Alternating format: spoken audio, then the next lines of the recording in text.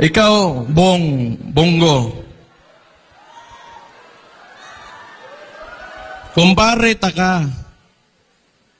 Pero kung alam ko lang pala na magkakaganito, yung mga tao, yung mga yung nagboto kami, mga Dabawinyo, nagboto kami sa Imuhabong. Kung alam ko lang na ganito lang pala yung gagawin mo, sana hindi na lang.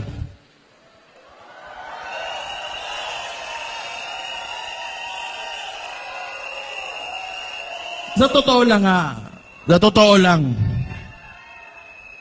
Ako, yung iniidolo ko talagang senador, si Miriam, Defensor Santiago, the late Miriam. Purya hisgot lang kasi wala na yung tao, pero iniidolo ko talaga. Yun talaga yung hero ko. Pero unfortunately for us, mas napabilib pa ako nitong si Risa Contiveros kaysa ni Bong. Dahil yung susunod na magsasalita, papainitin ang ating mga puso. Kaya, kilala nyo na ba kung sino? Hindi pa? Pinakapogi sa lahat ng mayor na nakilala ko sa Pilipinas. Kilala nyo na? Hindi pa. Kung gaano kainit dito sa Pampanga, mas painitin pa natin. Bigyan natin ng masigabong palakpakan ang current mayor ng Davao City, Mayor Baste Duterte! Pampanga, mag-ingay!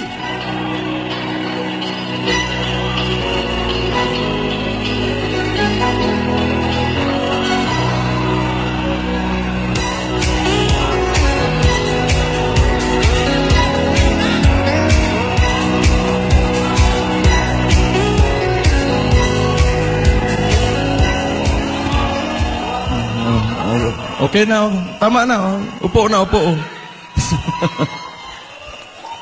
Kumusta kayo mga Kapampangan?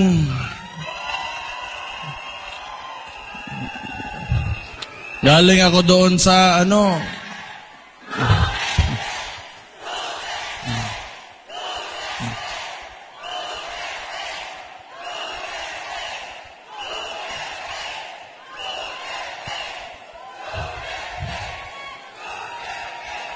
bago ako magsimula, gusto ko pasalamatan yung lahat na nandito at yung tumulong na mangyari itong rally natin, yung hakbang ng maisog. Pinatunayan nyo talaga na ang mga Kapampangan hindi takot at maisog.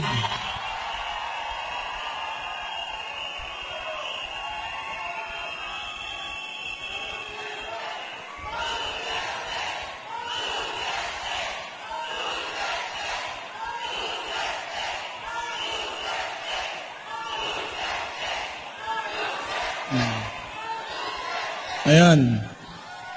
So, ito na nga yung sinabi ko, galing pa doon sa simula pa lang, nung paglabas ko sa Leaders Forum ng Hakbang ng Maisog. Lahat ito, tayong lahat ngayon, ay kagagawan lamang ng isang tao. And who is responsible kung bakit tayo nandito ngayon,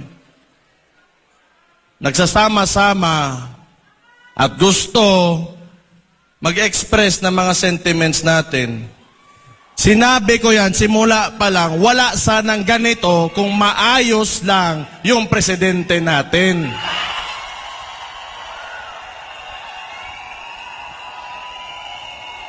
Pero, nagulat ako ngayon kasi walang mga dump truck, walang mga dump truck.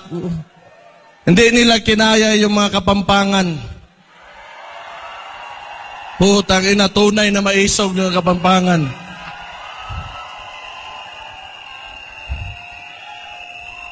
Pumunta kaming Dumaguete, bigla na may mga dump truck. Simple lang naman yung hinihingi namin.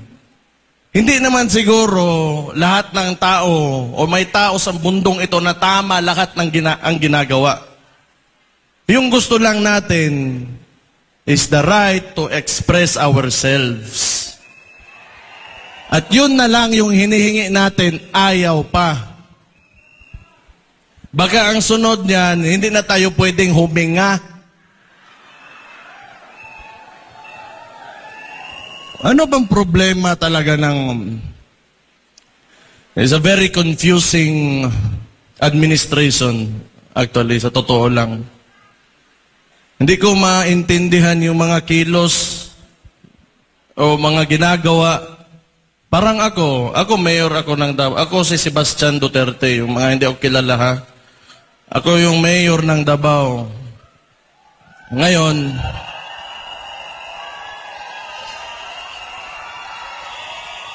wala pa akong sinasabi. Sandali lang, pagsalitain na naman ako. Yung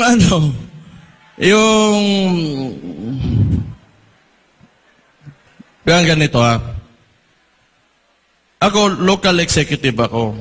Siyempre, alam ko yung concerns ng mga barangay namin, yung mga communities. Ang problema, dahil siguro, kasi nagsasalita nga ako, not really against, but I'm just pointing out, tinuturo ko lang naman yung yung mga kailangan ayusin. Kung tingin nyo against ako, di wala akong pakialam. If you take it, negatively. Wala akong pakialam. Pero hindi pwede na hindi tayo magsalita.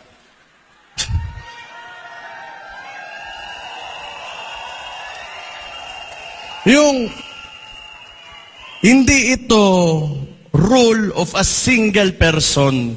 It's demokrasya tayo eh. It is the rule of the majority. Hindi ibig sabihin na kung anong gusto mo mangyari o gawin mo, yun na yung mangyayari dyan. Kailangan mong pakinggan yung boses o yung mga sentimento talaga ng mga tao. And unfortunately now, that is not happening. How can you govern a state or a nation if you do not listen to the majority?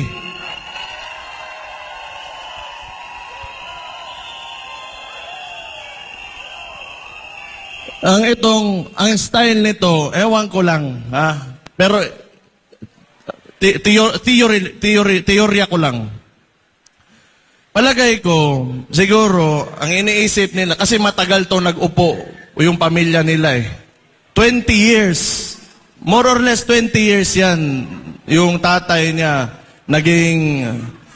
nagkaroon tayo ng authoritarian regime. Siguro, may gusto talaga to na maibalik yon. Kasi sa ginagawa niya ngayon, hawak nila lahat. Ito mainstream media, wala na yan. Wala na yan. Lahat ng formula na ginagawa nila before, they are attempting to do it now. Noon, siguro, 1970s, magagawa mo yan. Walang social media, and mga tao, medyo, hindi, mahirap yung connectivity. O ngayon, sinusubukan na naman nila ulit. Ang gusto niyan, monarkiya. Yung nagsimula talaga yan, yung hakbang ng Maisog, pagkatapos nung People's Initiative nila. Gusto nila ng charter change so that they can perpetuate their position hanggang sa kung kailan nila, hanggang sa mamatay na lang tayong lahat. Ayaw nang bumaba.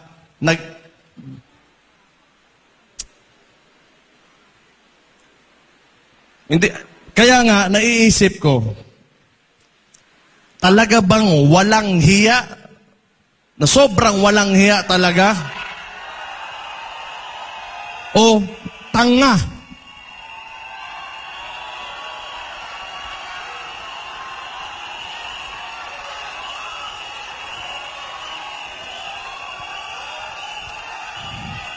kung gusto nila na sila-sila lang, sabihin na natin, marami naman paraan yan. Kung gusto nilang ayaw bumaba o gusto nila sa kanila pa rin yung susunod na maging presidente, kanilang manok. O di, magtrabaho ka. Bakit mo utuin yung mga tao, papipirmahin mo, tapos magbibigay ka ng ayuda na may mukha nyo pa? Utang ina ninyo.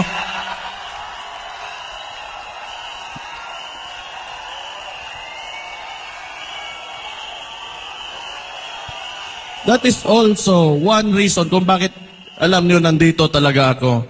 Because I do not agree yung traditional politics talaga. I'm sorry kung maraming matatamaan. Ako, mayor man din ako. Andyan din yung picture ko. But it's time for us to move on. Hindi ibig sabihin, may bigas dyan, nandyan yung mukha mo, sa kanya yan. Pera ng tao yan. Putang ina.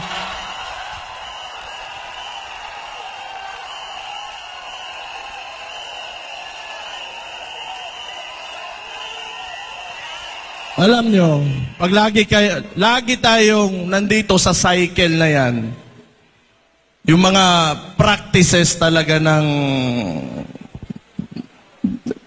Philippine politics,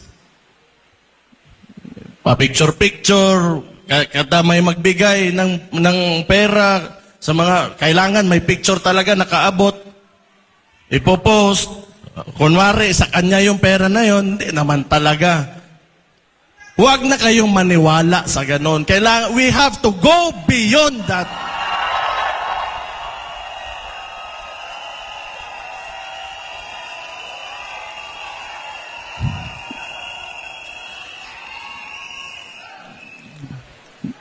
Pero palagay ko ngayon, parang nahiya, nawala na yung mukha ni...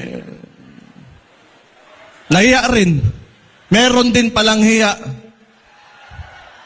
Kasi yung picture, napakalaki before, ngayon, maliit na lang. Utang ina. Hindi. Excuse me for my bibig ko. Ano lang yung expression lang yan.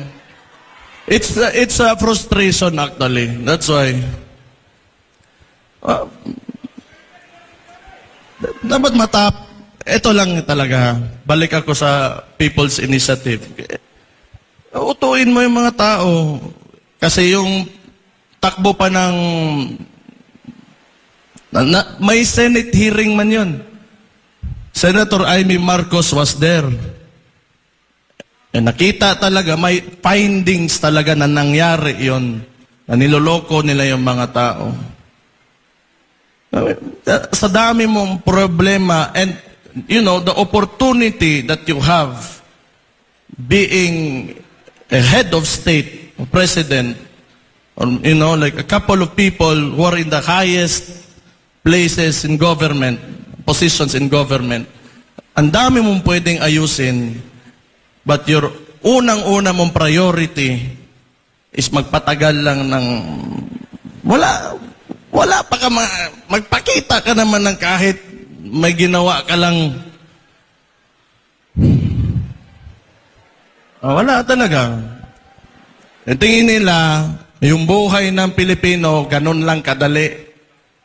Na parang monarkiya talaga. Gusto ko, today, I will become the king, and this lady will become the queen, and all of, nasa lahat ng baba namin, kontrolado namin. Sira ulo, putang ina.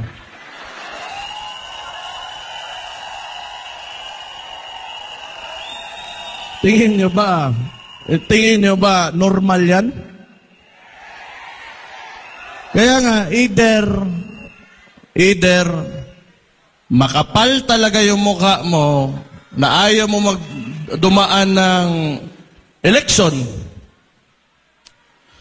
or tanga ka. Hindi ako nagsabi nun.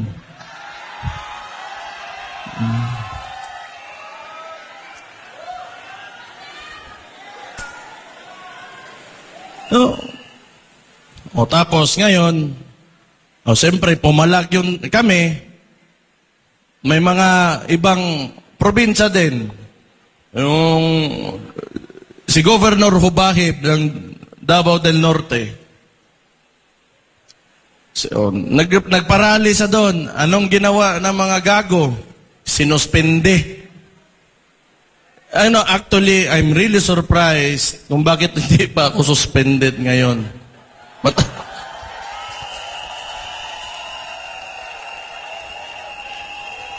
Siguro, hindi nila alam siguro tama ba, mali ba, tama ba. Pero, okay lang din. I-suspend nila ako, okay lang. Libre yun na bakasyon. Yung mga anak ko, mapasal ko, wala ko iisipin. Hindi na ako mag-take ng leave. Pero, rumors lang din naman yun.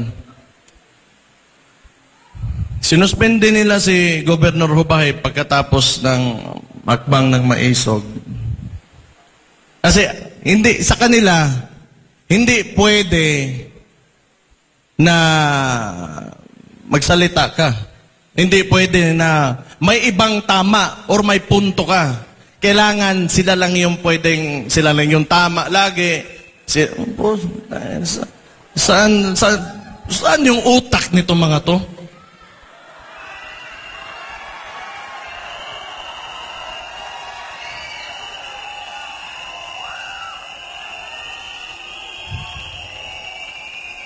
Pumunta kami ng Bulacan.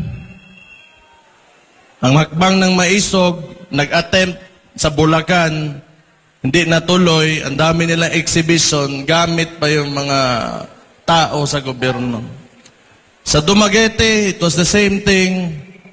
Pumunta kami ng hakbang ng Maisog. Andon, kasama si former President Rodrigo Roa Duterte.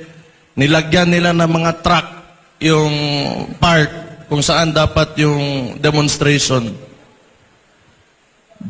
So, bakit ganun ba kasupot talaga yung mga galawan ng itong mga to?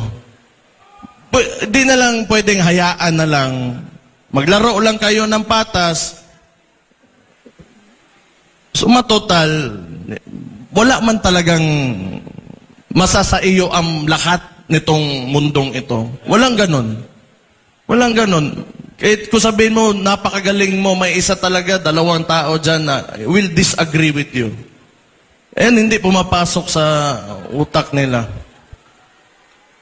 Kaya nga, hindi ko sobrang extreme yung thought process ng mga tao na ito.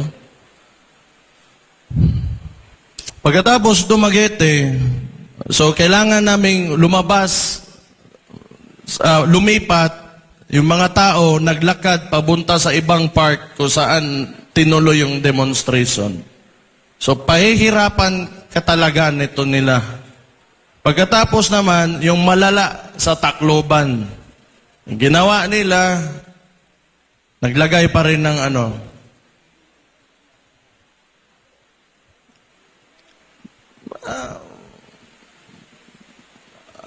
tingin ko lang masadong may insecurity itong administration na ito. Kasi if you are really confident with what you are doing, ano yung trabaho mo at sa mga ginagawa mo at maayos ka naman, so bakit mo pipigilan yung mga ganitong klaseng activities? Wala naman, no harm done. Nagsasalita lang naman, and it is our constitutional right to express ourselves. Siguro may yan. Ewan ko lang, hindi ko lang talaga alam. Kasi hindi rin naman talaga itong si BBM, yung klase ng presidente na he will address, like current issues. Napansin ko lang, pinipili niya lang. And it's, a lot of this, itong nangyari dito,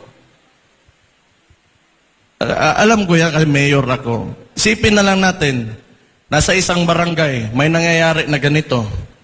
Then it will be my responsibility and part of my job. Kung tatanungin ko, what is the problem? Paano natin ayusin yung problema na yan?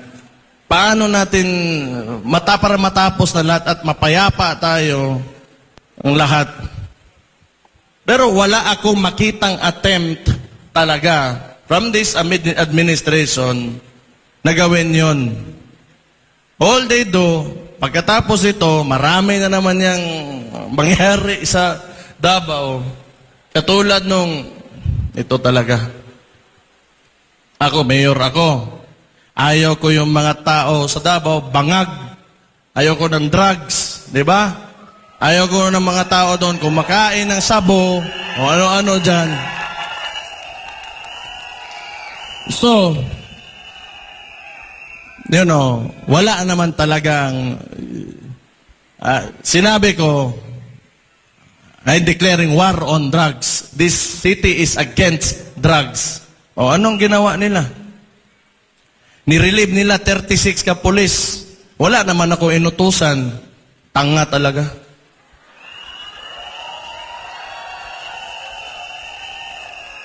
Kung yun. Kaya nga, it's really confusing. Hindi naman masama yung intention ko na siguro masama kung involved ka in illegal drugs. But, you know, for the people na ayaw nila na kumain ng sabo yung anak nila, yung kapatid nila, ayaw nila mag-shrink yung utak. Bakit?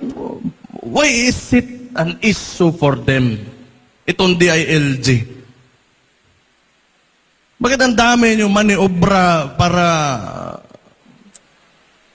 pakialam nyo ba kung yan yung platform ng Davao City? Ayaw namin talaga ng droga.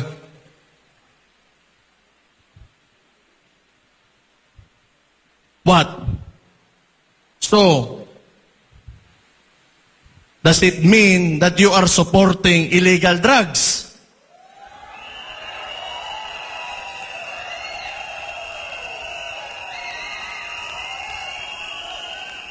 Yeah. The declaration on war on drugs is because I am concerned of the welfare of the Davaoenos. Tas gusto nilang barahin, isira ulo.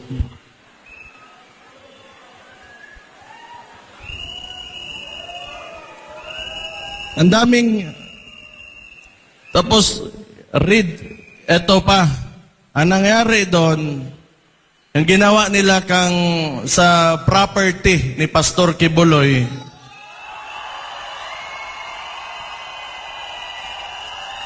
this is a very recent one.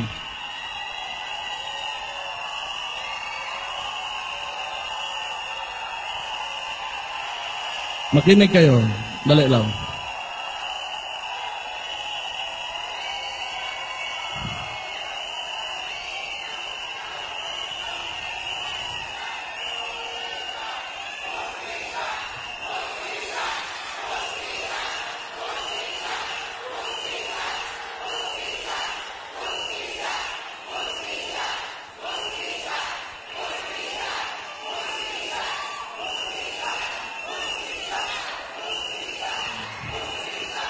Tama talaga.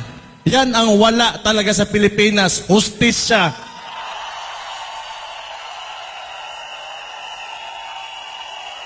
Mr. President, pakinggan mo yung mga tao mo.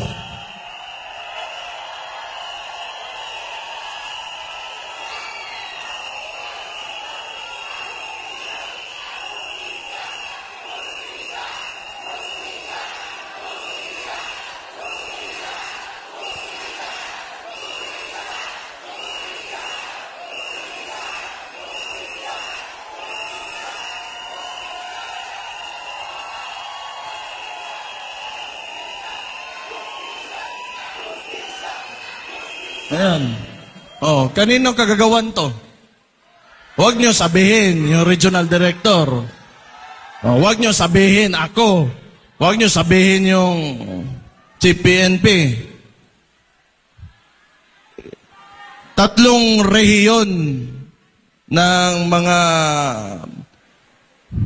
police andon just to apprehend one person. Excessive show of force talaga. What?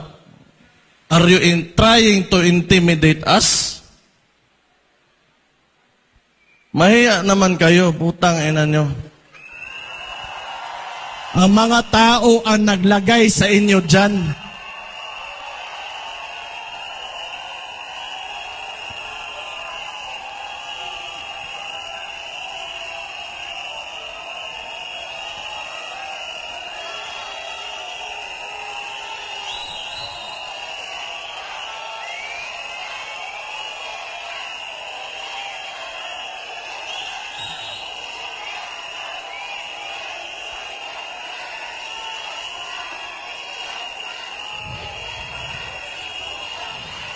Tapos ngayon, ang ginawa nila, imagine this. Pagkatapos ng mangyari yon, hindi siguro nila nakuha yung gusto nila, nirelieve nila yung mga polis na sila rin naman nag-utos.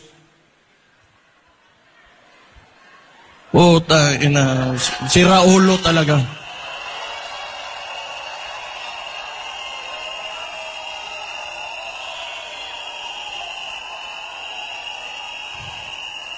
Kinontradict lang nila yung kagagawan nila. Kinokontradict lang talaga nila sarili nila. Tapos ipapalabas nila, wala naman talaga itong ginagawa, itong administration na to. Alam nyo saan magaling ito? PR lang. Lagi lang, kasi hawak nila mainstream media, lagi gusto nilang utuin yung sarili nila na everything is all right and walang problema. Yan lang talaga. O, sige.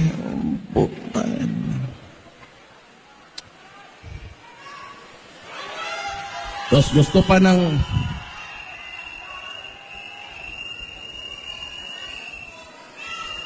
Ngayon, gusto pa ng gulo. Yung, with China.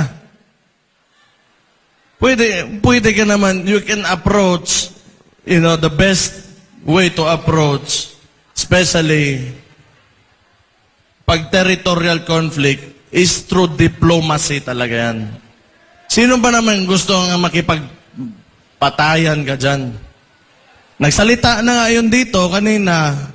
Nandito yun, di ba? Yung fisherman natin na galing na sa kanya, sa sarili nilang press conference at sinabi sa mukha nila talaga na noon, nakakapagpangisda pa sila doon, ngayon, mas nahihirapan sila. Huwag niyo sabihin, bayad yun.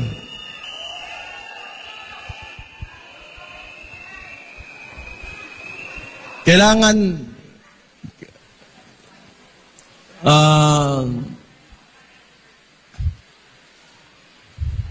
may naalala lang ako.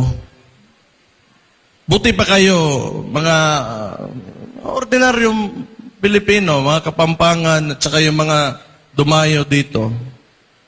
Hindi kayo takot.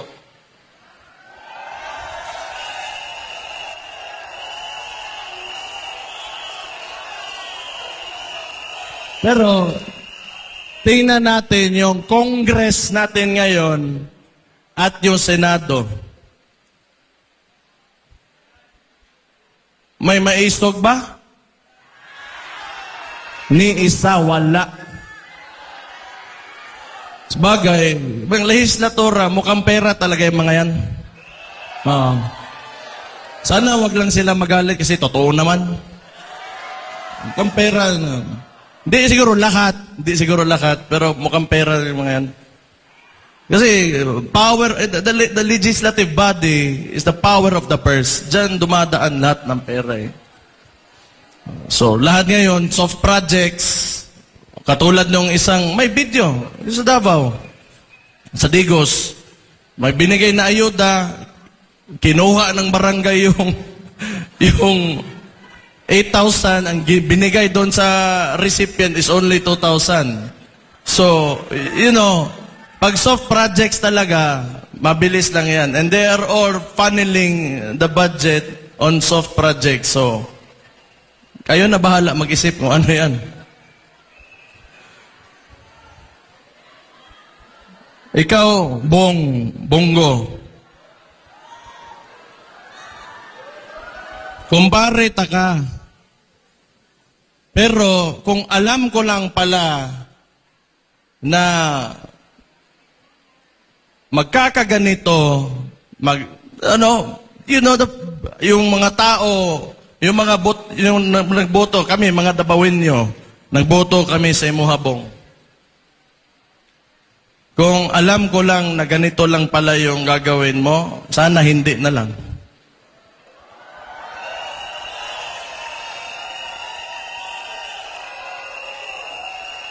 Sa totoo lang. Ako, yung iniidolo ko talagang senador, si Miriam Defensor Santiago, the late Miriam. Purya hisgot lang kasi wala na yung tao, pero iniidolo ko talaga. Yun talaga yung hero ko. Pero unfortunately for us, mas napabilib pa ako nitong si Risa Contiveros kaysa ni Bong. Kasi ever since talaga, nasa previous administration, kalaban yan hanggang ngayon consistent yan, at di talaga natatakot yan. Pero, maglalagay tayo ng mga, you have time, pare, Bong, na kahit you have time to redeem yourselves. Ihatag ni, pakita sa MOA that you will stand by the Filipino people. Show your love, yung pagmamahal mo sa bansa, na mas umaapaw pa kaysa sa pagmamahal mo sa sarili mo. Kasi hirap na yung mga tao ngayon.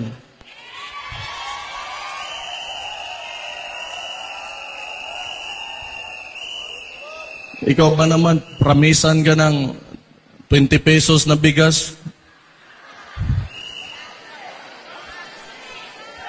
Typical na talaga. Textbook na scam.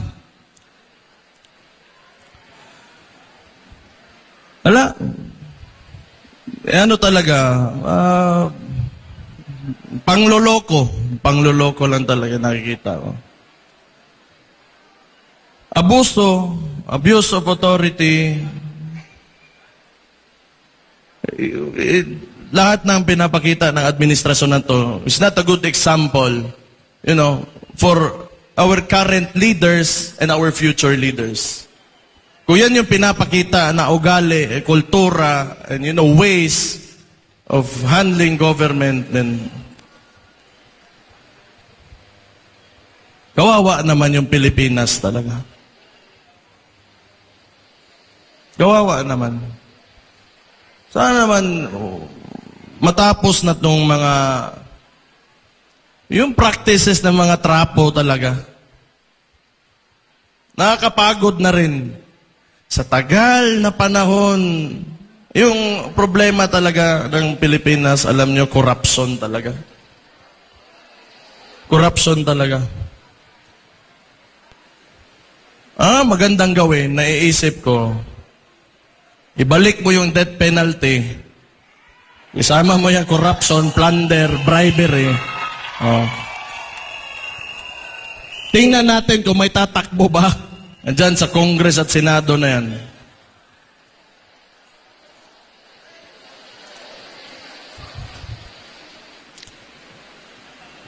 Kung nakikita nga, mga elected officials, ikaw yung boses ng tao and you're in a national position, you should be saying something. Especially when it's very clear, kitang-kita na ng lahat, the atrocities of what the administration is doing. And you should say something. Wala. Tayo na lang. Kaya pa?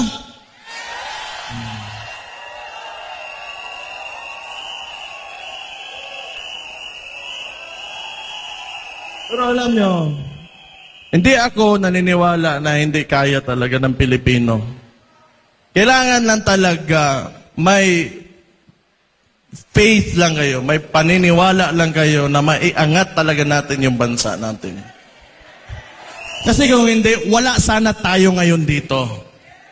Kasi mas gusto pa natin na mas maganda pa talagang kinabukasan para sa ating lahat, sa bawat Pilipino. And thank you for being with me tonight dito sa Pampanga, sa Hakbang ng Maisog.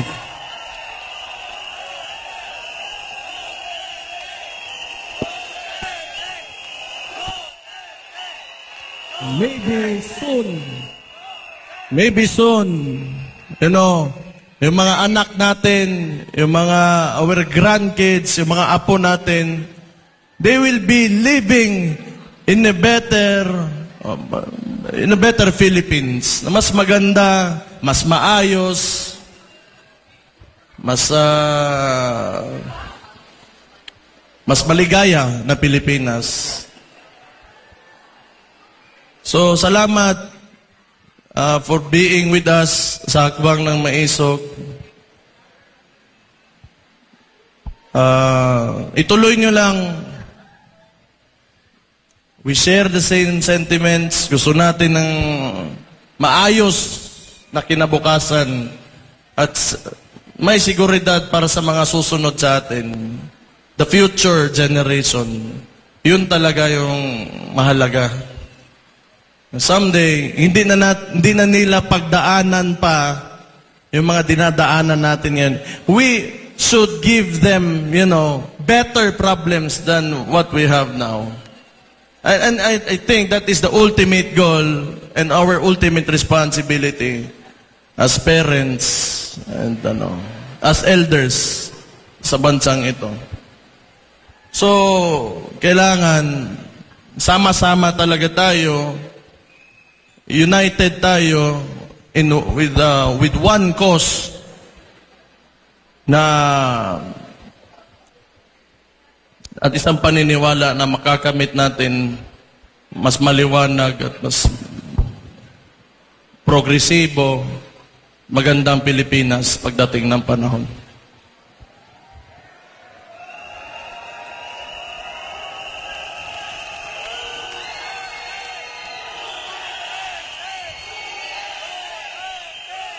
Ako,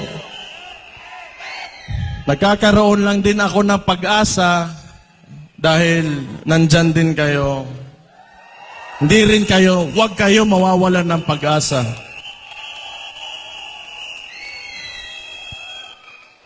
Okay na yun? Tama na, marami pa magsasalita. Pero, you fight for your country.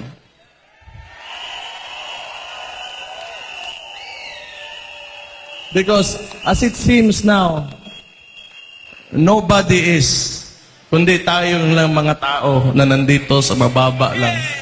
So we will fight for that. And no one, sa nakikita ko, sa politika ng Pilipinas ngayon, takot lahat. Kayo lang yung maisog. Magandang gabi sa inyong lahat at mabuhay kayong lahat. Thank you and God bless you all. Duterte! Duterte! Duterte! Palakpakan po natin muli, Mayor Baste Duterte!